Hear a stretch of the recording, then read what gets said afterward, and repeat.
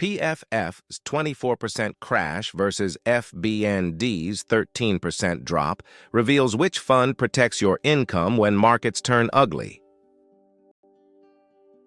Now let's shift gears and look at FBND's 7% return marks a solid win in the income fund space, definitely leading the pack this year. But here's where it gets interesting. PFF's 4.7% return shows it's clearly trailing here, not the performance you'd want when comparing income generators head-to-head.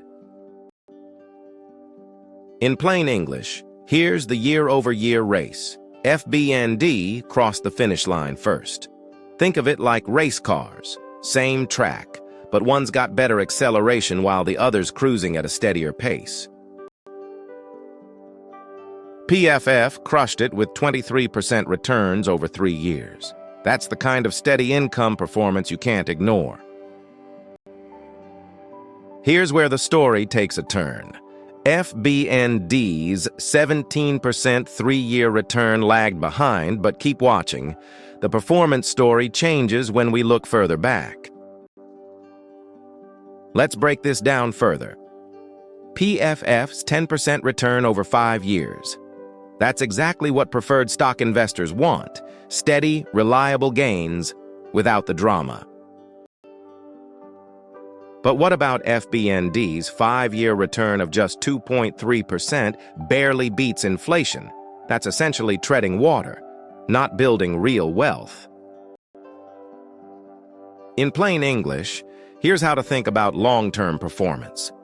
PFF's like a marathon runner who kept a steady pace and finished strong. FBND sprinted early but couldn't maintain it over 5 years.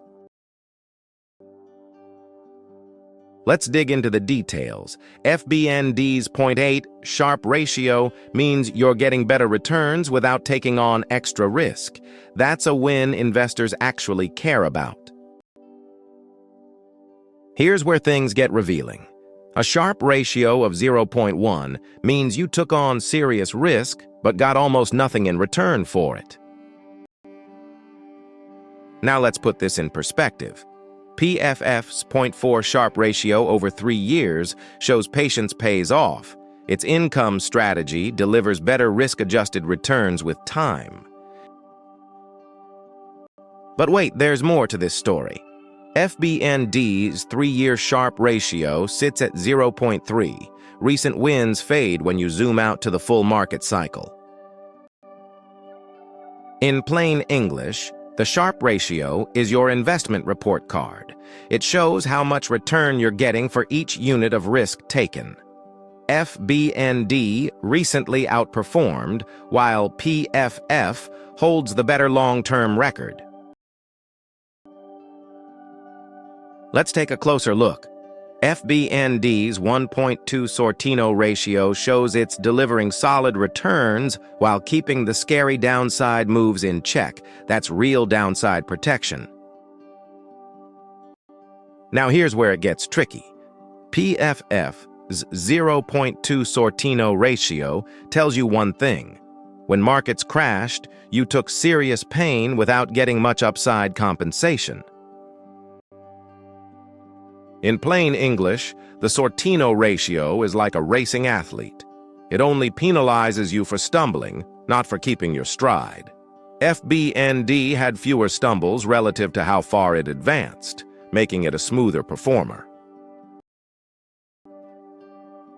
Let's see how this plays out. Just a 7% drop at its worst. That's the kind of shallow crash income investors can actually stomach and sleep through. Here's what really matters. PFF's 12% crash shows you're taking nearly double the downside risk when volatility hits the market hard. Now let's connect the dots. FBND bounced back in just 55 days. That's less than 2 months of stress compared to funds that bleed for half a year. But hold on a second. PFF took 98 days to recover.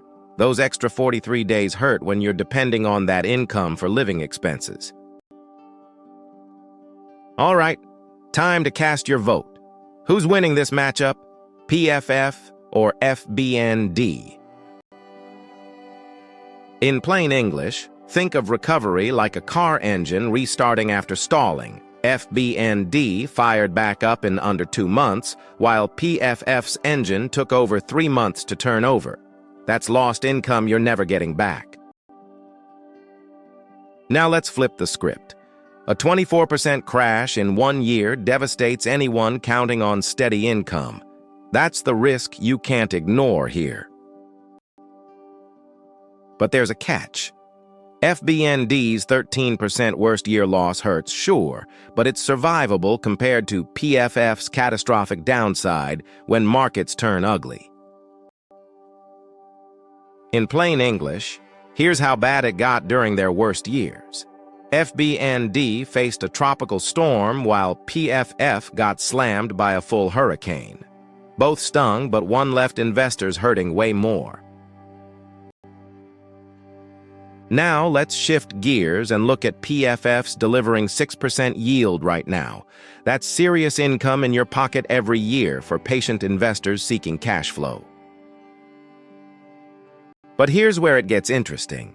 FBND's 5% yield is respectable, but it trails PFF by a full percentage point. That gap matters for income investors. Let's zoom in on this. FBND's dividends grew 5% over 3 years. That's your income stream quietly getting bigger while you sleep. PFF's 4% dividend growth lags behind FBND. Your income grows, but you're earning significantly less over time comparatively. In plain English, here's the choice. PFF serves you a bigger pizza slice right now, while FBND grows the entire pizza faster over time. It's income today versus wealth tomorrow. Let's break this down further. FBND's 3% volatility means you'll sleep well at night, perfect for retirees who can't afford wild market swings in their portfolio. PFF's 7% volatility means you're signing up for price swings more than double what FBND delivers over 90 days. Now for the real question. FBND's 6% volatility over 5 years means predictable swings. You'll sleep better knowing your bond fund won't surprise you. Let's dig into the details. 10% volatility means PFF swings constantly. That persistent choppiness makes it tough for anyone seeking steady, predictable income streams. In plain English, FBND's the smooth ride that gets you there comfortably, while PFF is the wild roller coaster. Same destination, but you'll feel every twist and turn along the way. Now let's put this in perspective. Here's what we've learned comparing these ETFs. FBND delivers solid recent returns at 7% with better risk protection, while PFF brings historical strength with 23% over 3 years and 6% yield today. But wait, there's more to this story. That 0.8 correlation to stocks means PFF moves with the market. You're getting more equity risk than bond stability here. Here's the thing, though. A 0.1 correlation means FBND barely moves with stocks. That's exactly what you want when your portfolio's taking a beating. In plain English, here's the dance floor reality. FBND's got its own rhythm while PFF's basically waltzing with stocks. That's what real diversification looks like. 2 completely different beats protecting your portfolio. Now, here's where it gets tricky. At 0.36% annually, FBND keeps your costs low, and over decades, those savings really add up in your favor. But that's not the whole picture. PFF's 0.45% expense ratio is higher than average. That extra 0.09% might seem tiny, but it quietly eats into your returns year after year. In plain English, think of PFF like a swimming pool with a tiny crack. You're losing an extra 0.09% every year. Doesn't sound like much, but over decades, you'll notice the water level dropping significantly. Here's what really matters. Over 4,000 different bonds. That's massive diversification spreading your risk across the entire corporate bond universe.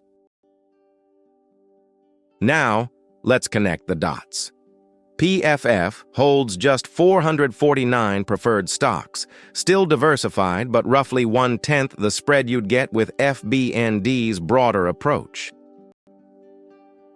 In plain English, here's the egg basket analogy in action. FBND spreads across 4,352 holdings, while PFF holds just 449. That's nearly 10 times the diversification, meaning far less damage when individual bonds stumble. Let's unpack this a bit. FBND manages $23.5 billion. That's serious scale, bringing the kind of liquidity and institutional backing that matters when trading bonds. Here's the key takeaway. PFF manages a massive $14.1 billion, giving it serious scale and liquidity that most income ETFs can't match. In plain English, think of asset size like a swimming pool, FBND's Olympic-sized pool versus PFF's large community pool. Both handle plenty of swimmers without crowding, so liquidity isn't a concern here. But there's a catch. FBND's crushing it with 7% returns versus PFF's 4.7%. That performance gap matters when you're picking where your money goes. Let's get into the weeds here. PFF's 23% crushed FBND's 17% over 3 years. That 6-point gap shows preferred stocks really delivered when conditions lined up right. But here's where it gets interesting. PFF crushed FBND over 5 years, 10% versus just 2.3%. That 8-point gap shows which fund truly delivers for investors. In plain English, think of PFF as the marathon runner here, building consistent endurance over years, while FBND's sprinting strong in the short term. Your investment timeline decides which strategy wins. Let's zoom in on this. Risk-adjusted returns split the verdict. FBND wins recently at 0.8, but PFF takes the 3-year crown at 0.4 versus 0.3. Here's where the story takes a turn. FBND's Sortino ratio of 1.2 crushes PFF's 0.2. That's 6 times better downside protection when markets turn ugly on you. In plain English, the classic seesaw dilemma, PFF, gives you better long-term growth, but buckles harder when markets crash. FBND's the safety net, cushioning those drops but moving slower on the upside. Let's break this down further. FBND stays calm with volatility between 3% and 6%, while PFF swings harder at 7% to 10%. That stability difference holds steady. Let's break this down further. FBND's low correlation means it zigs when stocks zag, real diversification. PFF just follows the stock market around. In plain English, like a chess player positioning their pieces, FBND's your defensive rook protecting the king when stocks attack, while PFF's more aggressive, joining the offensive push for higher returns. Let's dig into the details. PFF gives you 6% income now, but grows slower. FBND starts lower at 5% but catches up faster over time. Here's where things get revealing. FBND's 13% worst year looks tame compared to PFF's brutal 24% crash. That gap could absolutely wreck your retirement plans.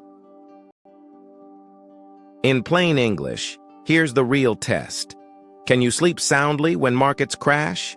PFF keeps you tossing and turning during downturns, while FBND lets you rest easy. Peace of mind matters. So here's the bottom line. FBND is your stability play, while PFF delivers higher returns if you can stomach the swings. All right, let's match your profile. Conservative short-term investors go FBND, while moderate long-term income seekers pick PFF. In plain English.